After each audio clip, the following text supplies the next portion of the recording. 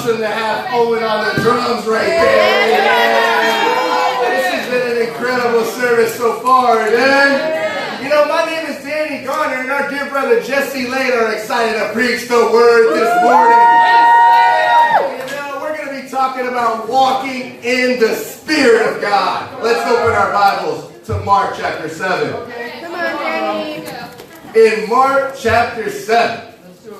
Hasn't today been awesome? Yeah. Didn't Owen and Sierra do an amazing job of sharing communion and contribution?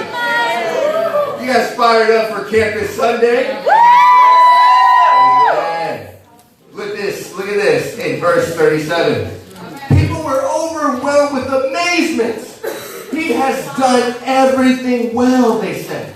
He even makes the deaf hear and the mute speak. Open.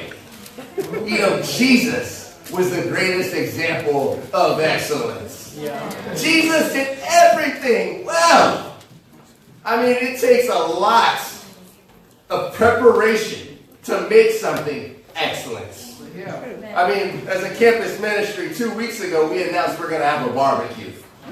And we started to prepare. We started to say, okay, we're going to share our faith with 20 people a day over the course of the first week, aka UW students, amen. And then 20 people a day over the course of the next week, aka Shoreline students, amen. And what we did was we said, okay, we're going to follow up with all of those people, over 2,000 people, and we're going to make some flyers, amen, Courtney Smith. We're going to fast from sun up all the way to the barbecue. And we're going to see God move.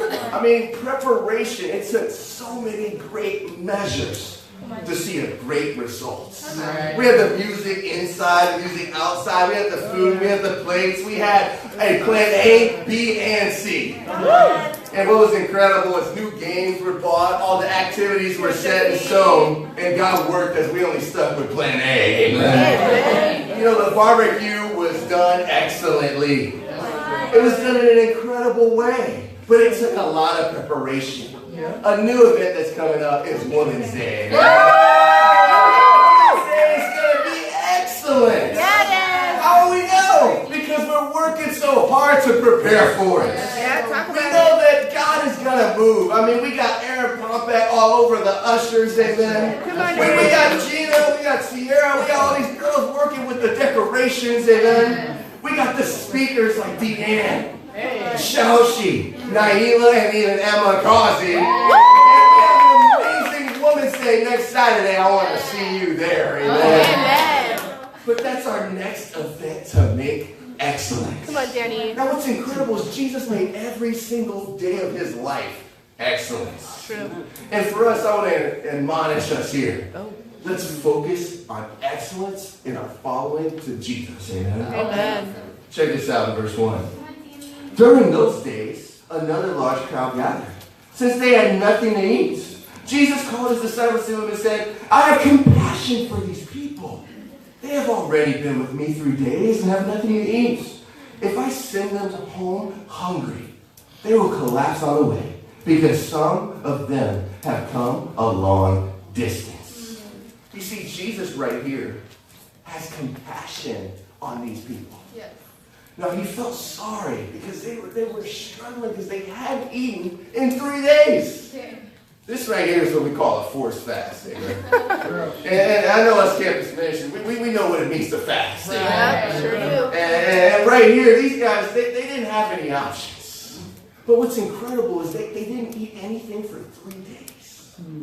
And this forced our loving Lord Jesus to have compassion on them. And his compassion led him to drop everything so they can have food. You see, fasting moves hearts. But most importantly, fasting moves God's heart. Amen. There's nothing like it because this same Jesus is the same God we have, amen. Which is the same Holy Spirit you have today, amen. So God is able to be moved by our fasting. You know, as a campus ministry, we got together and we said, amen, we're going to fast this Friday. And it was the sun up, so 6 a.m. all the way to the barbecue. And I remember sending those texts like, hey, how you guys doing? And I remember texting Elijah like, hey sis, how you doing, bro? I'm fired up. It's going to be a great victory. And I also remember texting Courtney Smith. She's like, bro, I am struggling. In fact, I'm going to send a scripture just to encourage everybody. Because I know I'm not the only one struggling. And what was incredible was, like Jesus, we know God's heart was moved. Because 24 disciples had 27 guests to God's glory. That's over 1-for-1 yes. You see, when we get unified, brothers and sisters, when we work hard together, when we move God through prayer and through fasting, we can know that it's going to be a great miracle. Come on. You see, God is incredible. But the disciples right here didn't have the same heart as Jesus. Check this out in verse 4. His disciples answered, but where in this remote place can anyone get enough bread to season? How many loaves do you have? Jesus replied, 7. They asked. They answered. This is incredible here. They had some doubts, right? And maybe that was you about this fast. You know, I don't know if that's right. I mean, I didn't eat my breakfast. I don't know if that's a good idea. I mean, no food for all day. Is that even biblical, right? But right here, Jesus helps them understand. It's not about what you don't have. It's about what you do have. Yeah. And when we have doubts, we've got to understand we've got to believe that God has given you victories in your past, and He can give you victories today. Yeah, amen. Yeah. You see, your past trials are testimonies for current trials. Come on, bro. Say it again. Your past trials, your past triumphs are testimonies for your current trials. Nice. You see, Jesus right here says, okay, you got 7 loaves of bread. Let me show you a miracle. He sits everyone down. He prays and gives thanks to God and has the disciples distribute the bread. Then everyone eats. It was about 4,000. Amen. And there's still 7 pieces of bread left over. And what's incredible is here we see the miracle of God. Jump to verse 27.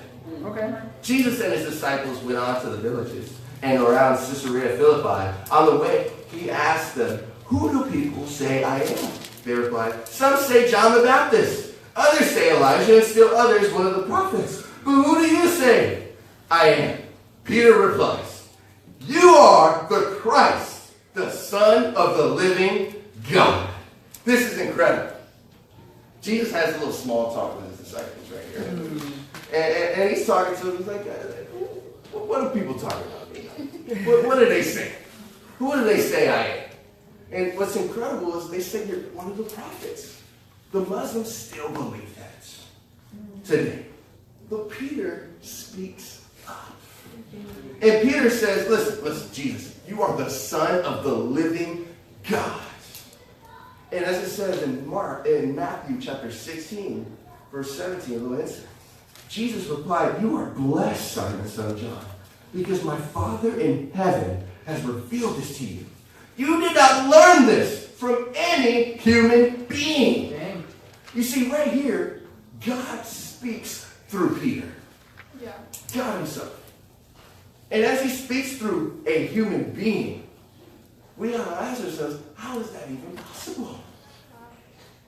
How does God speak through man? There's only one way, and that's through his Spirit. Yes. The title of the lesson this morning is Walk in the Spirit. Okay. Come on. Point number 1, dominate the flesh by constant spiritual use. Okay. You know, I got a sermon to preach today, man. I'm ready to preach the word. And I know Jesse is ready to preach the word, and I'm hoping you're ready to hear the word of God today. It says in verse 31, he then began to preach to them that the Son of Man must suffer many things and be rejected by the elders, the chief priests, and the teachers of the law, and that he must be killed, and after 3 days rise again. He spoke plainly about this. Then Peter took him aside and began to rebuke him. But Jesus turns looks at his disciples, and he rebukes Peter. Get behind me, Satan! You do not have in mind the things of God, but the things of men. Wow. Right here, we got to learn something. This same Peter was filled with God just moments before this. Jesus encourages him, lifts him up. Like, dude, that was not from you, that was from God. God just spoke through you. And then moments later, that same man is now filled with Satan. And now Satan is speaking through him. You know, he had the audacity to rebuke Jesus. Dang. The audacity. The King eternal, the righteous one, the excellent one. God himself. Right here, we gotta understand sometimes we do the darndest things as disciples. Yeah, that's true. We do things that we have no business doing. One moment we can have a spiritual high, a mountaintop experience. And then the next moment, 2 minutes later, we in some sin. That's Right? We gotta learn from Peter, right? We gotta learn from his example.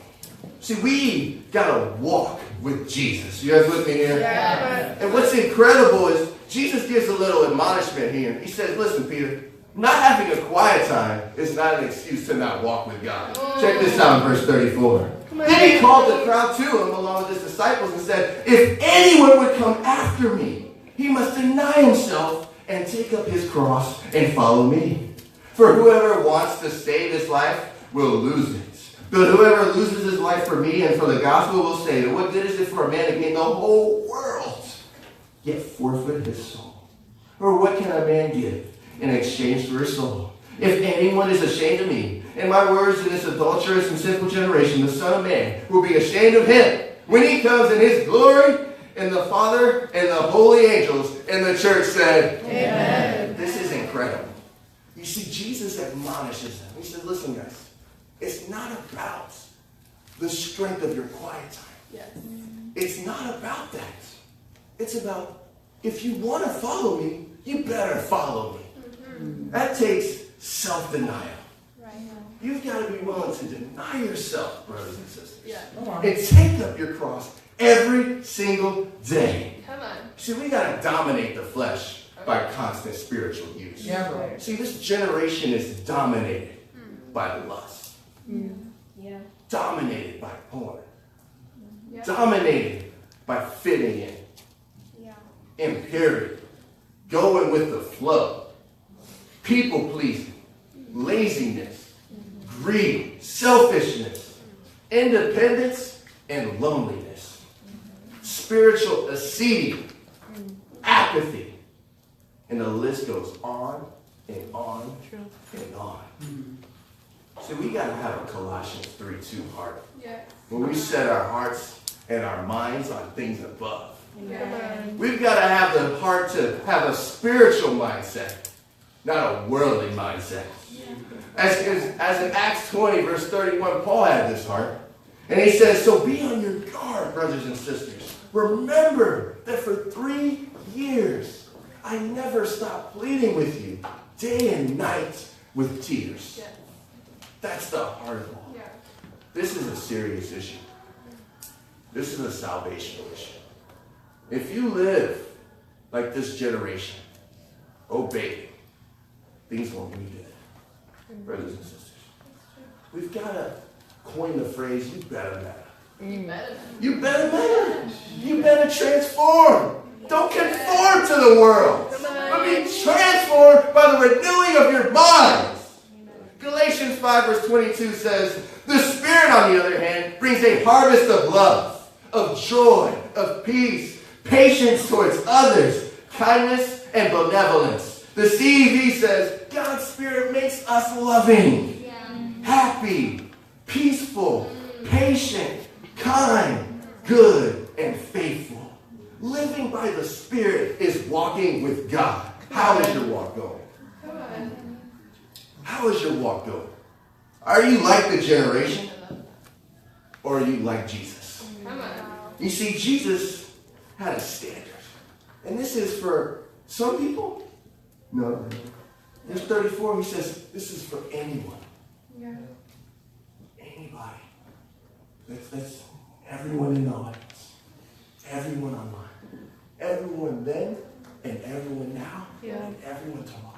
Come on. Brothers and sisters, let's have a heart to follow Jesus Come on, and Daddy. to learn from him.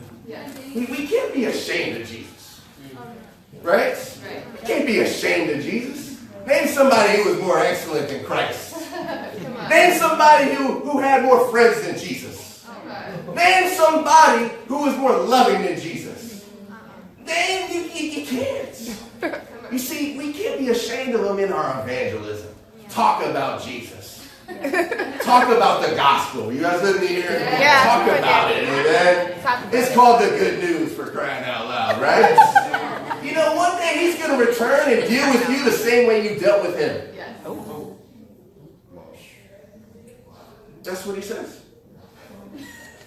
That's exactly what he says. If you're ashamed of me, I'm going to be ashamed of you when I come in the Father glory, with the word of the Father and the holy angels. See, maybe you're visiting for the first time, and you're hearing all these messianic principles about Jesus, and you're questioning what it means to be a disciple, what it means to be a Christian. I want to encourage you: study the Bible. Study the Bible. Learn the true gospel. Not just that Jesus is your Messiah, but Jesus is both Lord and Christ. That we've got to allow him to be our that we follow him and we follow his leadership, amen? We've got to be willing to follow Jesus. You know, yesterday, we were tagging downtown. And I got some texts. Won't say any names. And I got some texts as it's raining here in Seattle. And I started getting the text, and they're like, hey, bro, it's raining. I don't know if we should go fundraise out there. I don't know if that's a good idea. And I got so many texts, I'm starting to question it myself. Gotta get over it. And I'm like, all right, I'm gonna, I gotta text Joel. I see what Joel thinks. And as I'm texting it, I'm realizing I gotta repent in my faith. And sadly, I hit send. Before I actually decided to repent. And as I'm writing it, I'm like, okay, I'm just going to inspire the whole group here. Let me send a scripture. Well, let me pump some faith in everybody. And we decided, okay, it's about 3 o'clock. We're going to go downtown, and we're going to go and meet people, and we're going to go fundraise for our brothers and sisters who don't have any money. And we're down there, and it's incredible because the first hour, it was rough. It was rough. It's raining. And it's like, you know, it's that rain that's just like hitting you in the face, you know what I'm saying? And then you start to question, why am I here? I mean, there was a sister that's like, God, hear our prayer. We could be outside, we could be in the house with some coffee and a blanket, God. We're here because we love you.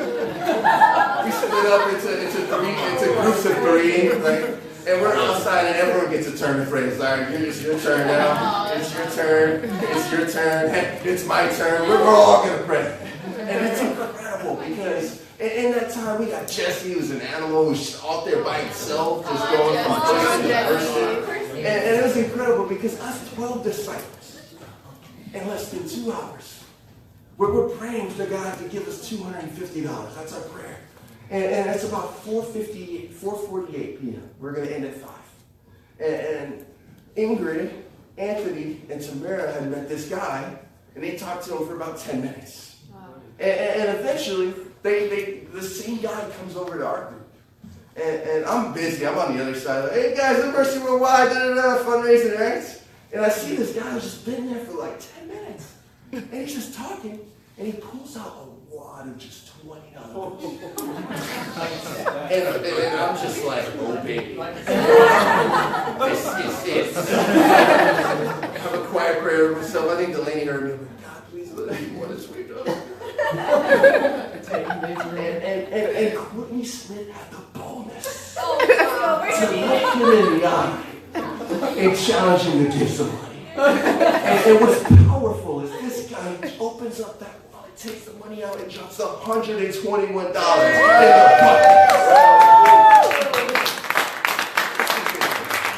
You see, disciples tagging in the rain in Seattle. In less than 2 hours, raised over $320 to the glory of God. When you dominate the flesh by constant spiritual use, God can use you, amen? You see, there's nothing that's impossible for a disciple of Jesus, amen? It's great to have an armor bearer like Jonathan. Come on, Jonathan! Let's walk in the Spirit this morning, amen? Let's walk in the Spirit not just today, but tomorrow. But not tomorrow, the next day, and the next day, and the next day. And to God be all the glory.